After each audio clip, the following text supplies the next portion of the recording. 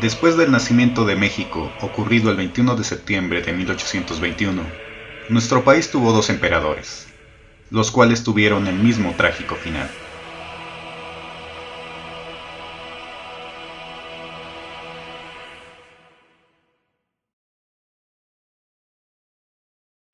Agustín de Iturbide nació en la Nueva España, mientras que Maximiliano fue el segundo varón de la real familia de la Casa de Habsburgo.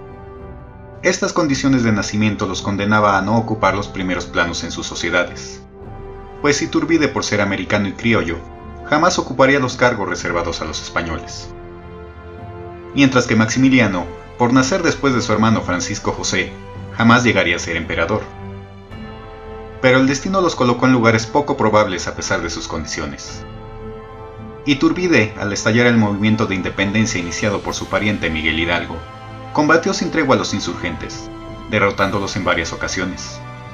Pero al pasar casi 10 años de guerra, llegaron a la conveniencia todos los sectores en conflicto, incluidos criollos, españoles y los pocos insurgentes sobrevivientes, influyendo también la entrada nuevamente en vigor de la Constitución de Cádiz, que les quitaría privilegios, decidiendo así separarse de España.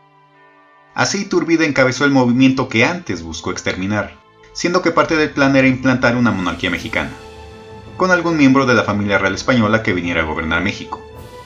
Claro que España no aceptó enviar a nadie a gobernar el país, y mucho menos reconocer esa independencia. Pero el imperio mexicano no podía quedarse sin soberano. Así se refiere que parte del pueblo aclamó a Iturbide para que ocupara la corona, siendo nombrado Agustín I. Ahora, hablemos de la llegada de Maximiliano. Este, por no ser el primogénito, tenía comodidades y cargos secundarios en la corte. Pero así como Napoleón Bonaparte y su invasión a España detonó el movimiento de independencia de México, su sucesor Napoleón III tendría también influencia en la vida mexicana, pues a este se le hizo atractivo invadir México y poner un gobernante fiel a Francia, para obtener las riquezas de México y para frenar el poder que estaba adquiriendo Estados Unidos. Y el elegido para ello fue Maximiliano. Y no solo Napoleón buscó convencerlo, también miembros del Grupo Conservador de México y su esposa Carlota lo buscaron convencer. Incluso se le inventó que el pueblo mexicano quería que él lo gobernara. Así también recibió presiones de su hermano mayor, haciéndolo renunciar a cualquier derecho al trono austriaco por aceptar el trono mexicano. Y el pretexto de la invasión francesa fue una deuda que el gobierno mexicano debía a Inglaterra, España y Francia, enviando con ello a Napoleón aparte de su ejército. Y si bien tuvieron un revés en la primera batalla de Puebla, poco a poco los franceses fueron controlando parte del territorio. Así, teniendo el apoyo del ejército francés, Maximiliano aceptó ser emperador, llegando a Veracruz el 28 de mayo de 1864, instaurándose así el Segundo Imperio Mexicano, siendo estos los antecedentes de cómo Iturbide y Maximiliano llegaron al trono. Pero ambos compartieron muchas cosas en común, ya como emperadores. Estos recibieron un país en ruinas en todos los sentidos. Tan pronto llegaron al trono, comenzaron a tener opositores por todas partes. Iturbide tuvo en contra al recién formado Congreso Mexicano, el cual, si bien lo nombró como emperador, fue gracias al pueblo. Y si bien los antiguos insurgentes lo apoyaron al declarar la independencia, posteriormente le voltearon la bandera, tales como Vicente Guerrero y Guadalupe Victoria. Además, tuvo en contra las logias masónicas escocesa y yorquina, y varios generales se le rebelaron, como Antonio López de Santana. Por su parte, Maximiliano no estuvo en mejores condiciones. Llegó a un país dividido entre dos grandes sectores, conservadores y liberales, teniendo en Benito Juárez a su mayor opositor. También fue perdiendo poco a poco el apoyo de la Iglesia y de los propios conservadores que fueron a buscarlo, debido a su pensamiento liberal, pues Maximiliano creía en quitar el poder a la Iglesia y acabar con privilegios de muchos conservadores, teniendo ambos emperadores otro enemigo en común, los Estados Unidos, siendo que las crisis y el estado de guerra interna que estos enfrentaron los llevó a su final. Pues Iturbide renunció a la corona debido a la crisis económica, a la parálisis del gobierno, al tener como su enemigo al Congreso y a los levantamientos en varias partes del territorio, exiliándose por ello del país. Mientras que Maximiliano se quedó sin el apoyo del ejército de Napoleón III, quien vio que el conflicto mexicano era un pozo sin fondo de recursos y soldados, ordenando a su ejército regresar a Francia por presiones de Estados Unidos y porque se avecinaba una guerra en Europa. En el exilio Iturbide llegó a Liorna, en Italia, donde escribió sus memorias. Sin embargo, se dice que este se enteró que España planeaba un intento de reconquista de México, avisando de ello al Congreso por correo, decidiendo regresar para defender el país. El Congreso, al enterarse de su retorno, decretó que si éste pisaba el país, sería ejecutado al instante, sin ningún tipo de juicio.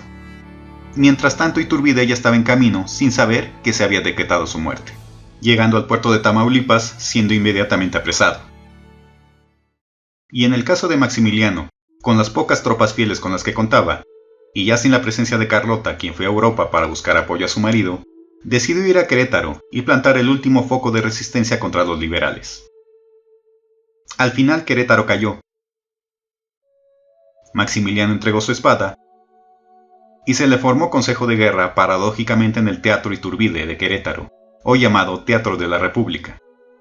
La condena a ambos emperadores fue la misma: ser fusilados, siendo Iturbide fusilado en el pueblo de Padilla en Tamaulipas. ¡Mexicanos! ¡Muero con honor, no como un traidor! No quedará para mis hijos y su posteridad esa mancha. ¡No soy traidor! ¡No! Y Maximiliano fue fusilado en el Cerro de las Campanas en Querétaro.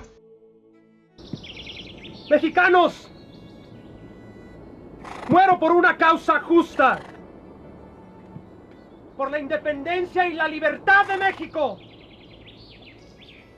Ojalá que mi sangre ponga fin a las desgracias de mi nueva patria.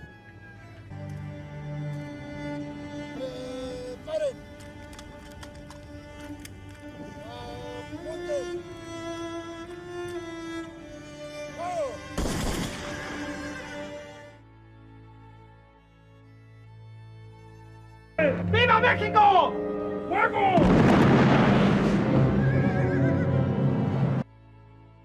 Y para acabar con la memoria del fusilamiento de Iturbide, el pueblo de Padilla fue inundado al inaugurar la presa Vicente Guerrero, mientras que los restos de Maximiliano fueron llevados a Europa, terminando así sus días, teniendo en Iturbide a un exitoso militar, pero un mal gobernante, y en Maximiliano, alguien ingenuo para la política en donde desgraciadamente no basta la buena fe.